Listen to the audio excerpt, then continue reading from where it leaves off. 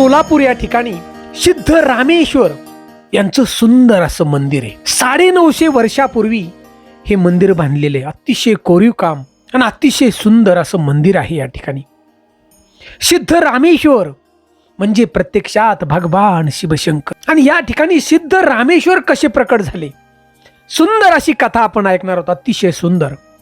आणि या ठिकाणी 5 दिवस यात्रा असते. संक्रांतीच्या आदल्या दिवसापासून 5 दिवस या ठिकाणी अतिभव्य अशी यात्रा भरते. महाराष्ट्राच्या कानाकोपऱ्यातून लाखो भक्त त्या ठिकाणी सिद्ध रामेश्वराच्या पायाशी नतमस्तक होण्यासाठी जातात. आणि सिद्ध रामेश्वर म्हणजे प्रत्यक्षात भगवान शिवशंकर. आणि या सिद्ध रामेश्वरांनी या ठिकाणी 68 शिवलिंगाची स्थापना केली सोलापूरच्या परिसरामध्ये. हे मंदिर कसं उभं राहिलं, सिद्ध रामेश्वरांनी समाधी घेतली. समाधीमध्ये सिद्ध रामेश्वर आजही आहेत बघा. त्या ठिकाणी अनेक भक्तांना दर्शन दिलेत. आजही समाधीमधून बाहेर येतात आणि भक्तांना दर्शन देतात. तर मित्रांनो, आजच्या व्हिडिओमधून आपण सिद्ध रामेश्वर कसे प्रकट झाले त्याची सुंदर अशी खरी माहिती आज जाणणार आहोत आपण.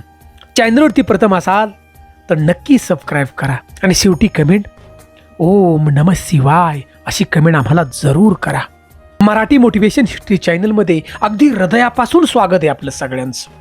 तर मित्रांनो, कैलासावरून भगवान शिवशंकर सिद्ध रामेश्वर स्वरूपात कसे आले सोलापूरला, सुंदर अशी कथा सांगितली जाते. तर मित्रांनो, एकदा स्वर्ग लोकामध्ये भृंगी ऋषी आणि भृंगी ऋषी स्वर्गामध्ये गेले. आता स्वर्गामध्ये गेल्यानंतर त्या ठिकाणी एका गंधर्व पती पत्नींना भेटले. आणि त्या ठिकाणी त्या गंधर्व पती पत्नींनी भृंगी ऋषींचा बघा अपमान केला. आता भृंगी ऋषी फार कडक भयंकर रागीट होते, भगवान शिवशंकराचा अवतार हो. आणि भृंगी ऋषींनी त्या ठिकाणी त्या गंधर्व पत्नींना शाप दिला, अरे तुम्ही माझा अपमान केलास ना, आता इथून पुढे तुम्हाला स्वर्ग लोकात राहता येणार नाही, तर तुमचा दोघांचाही इथून पुढचा जन्म या पृथ्वी तलावरती मनुष्य लोकामध्ये तुम्हाला राहावं लागेल. आता हा भृंगी ऋषींचा शाप ऐकल्यानंतर हे दोघेही गंधर्व पत्नी रडू लागले, डोळ्यातून पाणी वाहू लागलं. आणि न्याय मागण्यासाठी भगवान शिवशंकराच्या पायाशी त्यांनी गेले. आणि भगवान शिवशंकराला आपली व्यथा सांगू लागले की भृंगी ऋषींनी सगळा दिलेला शाप, देवा काहीतरी करा आणि आम्हाला उशाप तुम्ही द्या, आम्हाला स्वर्ग लोकात राहायचं आहे. भोळा शिवशंकर दयाळू हो. आणि त्या ठिकाणी भगवान शिवशंकर या दोन्ही पती पत्नींना भगवंत त्या ठिकाणी म्हणाले, तुम्ही घाबरू नका, या पृथ्वी लोकामध्ये मनुष्य म्हणून तुम्हाला जन्माला जावं लागेल, परंतु तुमच्या पोटी मी स्वतः जन्म घेईल भगवान शिवशंकर. आणि याच्यानंतर तुम्हाला मोक्ष प्राप्ती होईल आणि पुन्हा तुम्ही गंधर्व पती पत्नी म्हणून या स्वर्गात येताल, असं भगवंतानी सांगितलं. आणि त्याच पद्धतीने सगळे लीला पुढे घडली बघा. आणि या सोलापुरामध्ये पुढे मुद्द गबडा आणि सुगला देवी यांचा जन्म झाला या सोलापुरामध्ये. आणि पुढे त्यांचा भगवंतानं सांगितल्याप्रमाणे बघा पुढे विवाह झाला. आणि दोघांचा विवाह झाल्यानंतर सुंदर असा पुत्र त्यांना प्राप्त झाला. सुगला देवींना नाव ठेवलं सिद्ध रामेश्वर. हा मुलगा असा झाला बघा की कुठलाही मानवी गुण त्या ठिकाणी त्या मुलामध्ये नव्हता. जेवण करत नव्हते, पापणे हलवत नव्हते, मनाला येईल तवाच ते पापणे हलवायचे, श्वास सुद्धा मनाला येईल तवाच घ्यायचे बघा. म्हणजे मानवी गुणच कुठला नव्हता.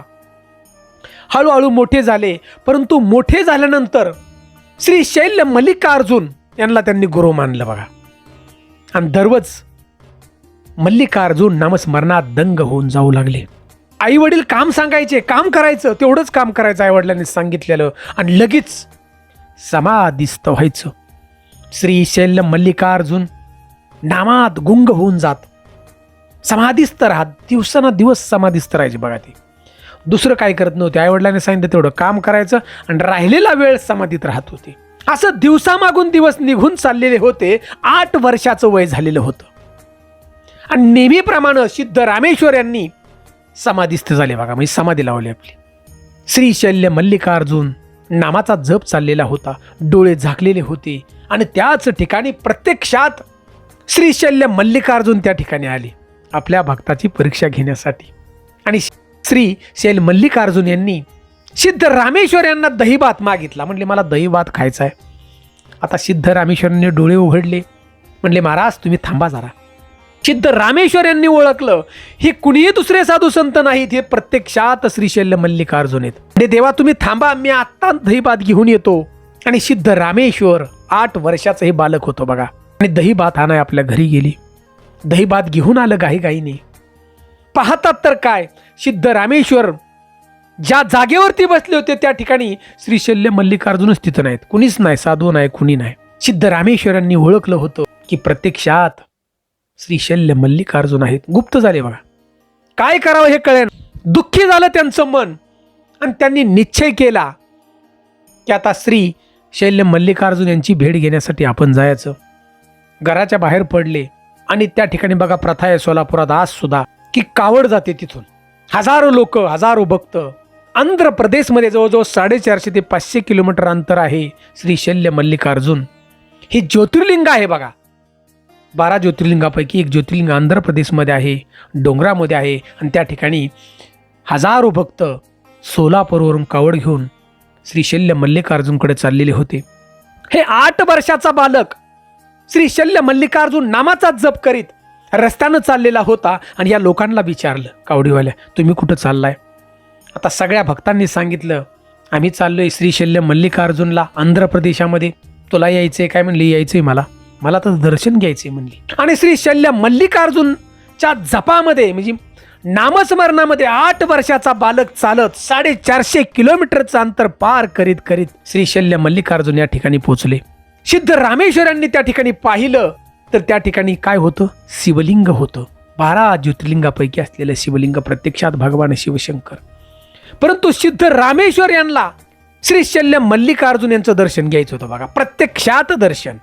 कारण त्यांनी पाहिलं होतं सोलापुरामध्ये जसं रूप होतं सोलापुरामध्ये तसं दर्शन त्यांना घ्यायचं होतं. पण तिथं काय त्यांना दिसाना. चोहोबाजूने पाहण्यास सुरुवात केली परंतु कुठं काय श्री शैल मल्लिकार्जुन दिसत नव्हते. ते फक्त होतं शिवलिंग. आता यांनी निश्चय केला की मला शिवलिंगाचं दर्शन नाही घ्यायचं तर मला काय करायचंय? श्री शैल मल्लिकार्जुनांचं दर्शन घ्यायचे. प्रत्यक्षात सगळीकडे फिरू लागले परंतु कुठेही शैल मल्लिकार्जुन दिसत नव्हते. रागून बघा त्या ठिकाणी दुःखी होऊन उंच अशा डोंगरावरती गेले. उंच तो कडा होता आणि त्या कड्यावरती सिद्ध रामेश्वर उभे राहिले. आणि श्री शैल मल्लिकार्जुन यांना जोरात आवाज देऊ लागले. जोरात जसं एखादं बाळ आपल्या आईला आवाज देतं, टाहू फोडतं, तसा आवाज त्या ठिकाणी श्री सिद्ध रामेश्वर देऊ लागले. 3 वेळा आवाज दिला. श्री शैल मल्लिकार्जुनांना 3 वेळा आवाज दिला. आणि 3 वेळा तेव्हा तुम्ही नाही आला त्या ठिकाणी तर मी या कड्यावरून उडी टाकील. बघा 3रा आवाज दिला. जशी उडी टाकणार त्या ठिकाणी प्रत्यक्ष महादेव श्री शैल मल्लिकार्जुनांनी हात धरला हो सिद्ध रामेश्वर यांचा. तर ते सुद्धा महादेवांचाच अवतार. हात धरला, बाळा उडी मारू नकोस, मी आलोय स्वतः या ठिकाणी. आणि सिद्ध रामेश्वर नतमस्तक झाले पायाशी. तुला काय पाहिजे? श्री शैल मल्लिकार्जुन म्हणाले. सिद्ध रामेश्वर म्हणले देवा दर्शन तर झालं आता परंतु मला तुमचं दररोज दर्शन पाहिजे. मग तुम्ही सोलापुरात चला म्हणजे मला तुमची सेवा त्या ठिकाणी रोज मला करता येईल. आता आपल्या भक्ताच्या इच्छेसाठी प्रत्यक्षात त्या ठिकाणी श्री शैल मल्लिकार्जुनाने सांगितलं सिद्ध रामेश्वर यांनी दीक्षा दिलं, सगळं ज्ञान दिलं. तू सोलापूरला परत जा आणि सोलापूरला मी त्या ठिकाणी येईल. देवा तुम्ही कसं येताल, मी कसं ओळखायचं? सिद्ध रामेश्वरांनी विचारलं. श्री शैल मल्लिकार्जुनांनी सांगितलं अरे सिद्ध रामेश्वरा, ज्या दिवशी मी येणार त्या दिवशी बघ सोलापूरमध्ये असं वातावरण होईल की ढग जरी नसलं तर अचानक ढग जमा होतील. ढगांचा गडगडाट, जोरात आवाज चालू होईल, विजांचा थैथयाट होईल, जोरात पाऊस येईल. आणि त्याच ठिकाणी मंदार नावाचा एक वृक्ष आहे आणि या मंदार वृक्षाच्या खाली जमीन फाडून हे शिवलिंग बाहेर येईल. आणि हे शिवलिंग म्हणजेच श्री शैल मल्लिकार्जुन. त्या ठिकाणी तू सेवा कर, सुंदर असं मंदिर बांध, तुझ्या भक्तांना मी दर्शन देईल, भक्तांच्या सगळ्या मनोकामना मी पूर्ण करील. तो बिंदास्त जा असं त्या ठिकाणी प्रत्यक्षात वचन श्री शैल मल्लिकार्जुन यांनी दिलं. आणि सगळं बघा ज्ञान त्या ठिकाणी घेतल्यानंतर सिद्ध रामेश्वर सोलापूरमध्ये आले. आणि एके दिवशी महादेवांच्या सांगण्यानुसार म्हणजे जसं महादेवांनी सांगितलंय, श्री शल्य मल्लिकार्जुन सांगितल्यानुसार सोलापूरमध्ये तसं वातावरण झालं बघा. ढग अजिबात नव्हतं, अचानक ढग जमा झालं, वारं त्या ठिकाणी जोरात सुटलं बघा, सुसाट वारं, वादळ चालू झालं, विजांचा थैथयाट पाऊस आला आणि त्या मंदार वृक्षाची जमीन बघा, मंदार वृक्षाच्या खालची जमीन फाटली आणि शिवलिंग त्या ठिकाणी बाहेर आलं, स्वयंभू म्हणजे श्री शल्य मल्लिकार्जुन. सिद्धरामेश्वरांनी त्या ठिकाणी सेवा केली, अभिषेक केला आणि सुंदर असं मंदिर त्या ठिकाणी उभं राहिलं. तर मित्रांनो, हे मंदिर आज ही जी जागा आहे ती भुईकोट किल्ल्यात आहे बघा पाठी. आणि नंतर सिद्धरामेश्वर यांनी 68 शिवलिंग या सोलापूर परिसरामध्ये स्थापित केली बघा. 68 शिवलिंग, 15 शिवलिंग हे मंदिरात आहेत आणि राहिलेली जी शिवलिंग आहेत ही सोलापूरच्या परिसरात आहेत. अष्टभैरवांची स्थापना केली, अष्टगणपतीची स्थापना केली, भव्य असं मंदिर उभं राहिलं. आणि मित्रांनो, या ठिकाणी सगळी ही सेवा झाल्यानंतर सिद्धरामेश्वर यांनी समाधी त्या ठिकाणी घेतली होती बघा. 25 वर्ष समाधीत होते आणि 25व्या वर्षी परत समाधीतून बाहेर आले आणि या ठिकाणी श्री शल्य मल्लिकार्जुन यांची सेवा तर चालू होती नंतर. आणि अनेक वेळा आपल्या भक्तांना दर्शन दिलं बघा, अनेक वेळा. प्रत्यक्षात महादेवांचा अवतार सिद्धरामेश्वर. आणि याच्यानंतर पुढं बघा 101 वर्षाचं त्यांचं आयुष्य होतं, म्हणजे 101 वर्ष त्यांचं वय झालं. आणि 101 वयानंतर सिद्धरामेश्वर यांनी जिवंत त्या ठिकाणी बघा समाधी घेतली.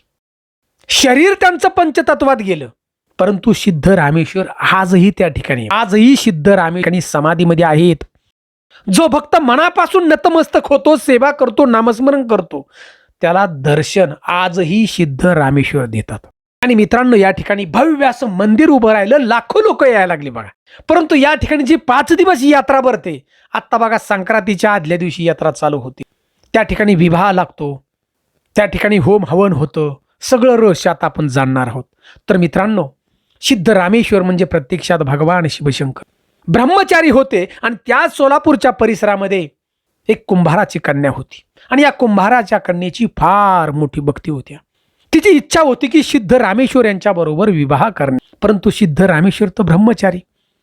लक्षात घ्या, आपल्या भक्ताच्या इच्छेसाठी सिद्धरामेश्वर यांनी सांगितलं, जो योगदंड आहे या योगदंडाबरोबर तू विवाह कर. आणि या कुंभाराच्या कन्येनं योगदंडाबरोबर विवाह केला आणि संक्रांतीच्या दिवशी ती सती गेली बघा. म्हणून आजही मित्रांनो, त्या ठिकाणी संक्रांतीच्या आदल्या दिवशी 68 शिवलिंगाला तेल घातलं आणि दुसऱ्या दिवशी अक्षदा सोहळा असतो. कुंभार जी कन्या आहे योगदंडाशी विवाह होतो. लाखो लोक त्या ठिकाणी बघा, लाखो या विवाह सोहळ्याला. आणि याच्यानंतर मकर संक्रांतीच्या दिवशी कुंभार कन्या सती गेली हो. म्हणून आजही त्या ठिकाणी होमविधी होतो. त्यामुळं यात्रेतले हे 3 दिवस फार महत्त्वाचे असतात. शोभेची दारू काम असतं बघा, म्हणजे उडवले जाते दारू. 5वा दिवस ही यात्रेची सांगता असते. तर मित्रांनो, अशा प्रकारे ही सोलापूरची जी यात्रा आहे सिद्धरामेश्वराची 5 दिवस असते. या सोलापूर परिसरातला प्रत्येक व्यक्ती बघा, या महाराष्ट्राच्या जगाच्या कानाकोपऱ्यात कुठेही जर असेल तर सिद्धरामेश्वराच्या यात्रेला बघा हजर होतो आणि नतमस्तक होतो त्यांच्या पायाशी. कारण त्यांची सेवा केल्यानंतर त्यांचा जो आशीर्वाद आहे, भगवान शिवशंकराचा आशीर्वाद आपल्या पाठीवरती राहतो आणि उत्तम प्रकारे जीवन जगता येतं. संसारामध्ये आलेली जी संकट आहेत त्यांचा सामना करण्याची ताकद सिद्धरामेश्वर. तर मित्रांनो, अशा प्रकारे भव्य असं मंदिर उभं राहिलं आणि आजही त्या ठिकाणी सिद्धरामेश्वर समाधिस्थ आहेत, यात कुठलीही शंका नाही. सोलापूरला आपण गेला तर नक्की आपण जा आणि सिद्धरामेश्वरांच्या समाधिस्थ नतमस्तक व्हा, शिवलिंगाची नतमस्तक व्हा. या मंदिराची माहिती आपल्याला जर आवडली असेल तर एक लाईक नक्की करा आणि चॅनलवरती प्रथम असाल तर नक्की सबस्क्राईब करा. ओम नमः शिवाय अशी कमेंट आम्हाला जरूर करा. ज्या भागातून हा व्हिडिओ पाहताय, आपण सोलापूरच्या यात्रेला जात असताल, आपल्या परिसरात आपण असताल तिथे सोलापूरच्या, तर त्या गावासहित आम्हाला नक्की कमेंट करा की आम्ही जातो सिद्धरामेश्वराच्या यात्रेला. जय हिंद, जय महाराष्ट्र.